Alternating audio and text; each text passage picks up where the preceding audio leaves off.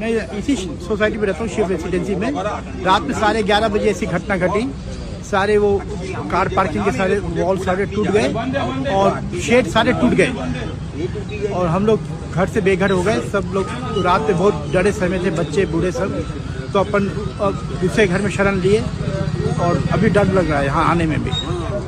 હસતું લાગે છે દિવાલ જરાક આ પડવાની તૈયારી છે, એટલે અમે વોચમેનોને બધાએ મળીને ગાડીઓ હટાવી લીધી કે ભાઈ હટાવી લો। પછી દોરું બાંધી દીધું કે ભાઈ કોઈ ગાડી નહીં મૂકવી। તો પછી રાતે તો પડી જ ગયું, 11:30 જેવો ટાઈમ હતો, બધું નીચે જ ગયું એકી સાથે। આમ ધડાકા થઈને નીચે જ સીધું પડ્યું જ, આમ બેઠું। અમે અહીંયા જ ઊભા હતા ત્યારે, એટલું બધું પડ્યું કે આમ કંઈ ખબર જ નહીં પડી। આમ ભૂકંપનો જોરદાર આંચકો આવ્યો હોય ને એવું આમ અનુભવ થયો।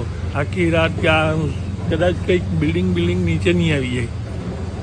અત્યારે તો એમ કહેવામાં આવે છે કે ભાઈ 4 બિલ્ડિંગ ખાલી કરવામાં આવી છે એવું કહે છે અત્યારે।